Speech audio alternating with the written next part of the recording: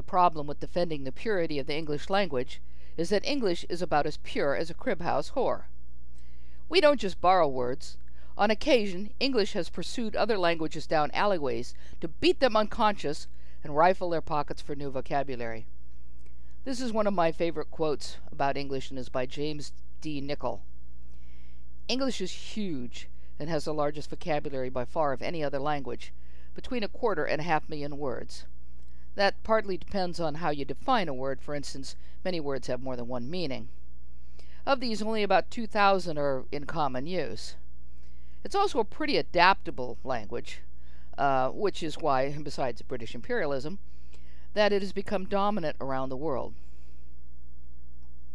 English is the result of Norman men-at-arms attempting to pick up Saxon barmaids, and is no more legitimate than any of the other results. That's another favorite quote by H. Beam Piper. After the Norman conquest in 1066, English added about 10,000 new words. That's a lot, considering what the average vocabulary probably was in those days. This is how we ended up raising cattle but eating beef, and raising swine but eating pork. The lowly English-speaking Saxons did the slaughtering, while the elevated French-speaking Normans did the dining. But English is more than a great piggy gobbling up other languages. In its regional differences we define ourselves, and as it becomes more and more a universal language, these differences are disappearing just as other languages are disappearing.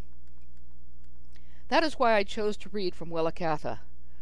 Hers is a distinct voice, a special language that defines a part of my past. I fear that regions of the United States are losing their unique voices as we listen to television and communicate over the internet, and all began to sound the same.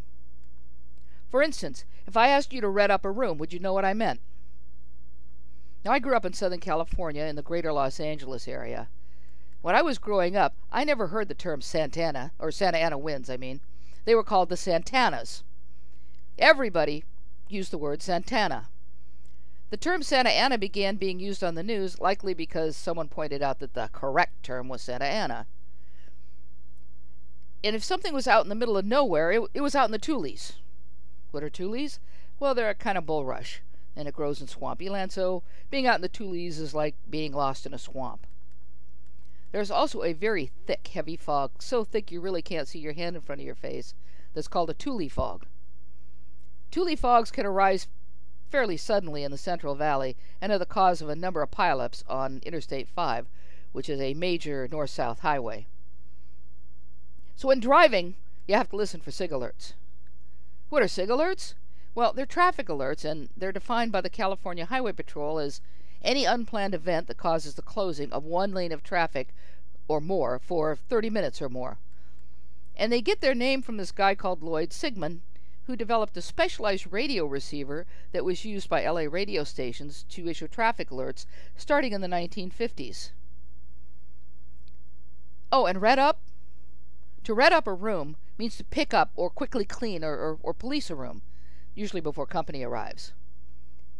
It is a word common to certain regions of the Midwest and is likely of German origin. So to conclude, be sure to listen for SIG alerts. Don't get lost in the Tules or the Thule fog. Beware the first fierce Santanas, and be sure to red up before company comes. Thanks for listening.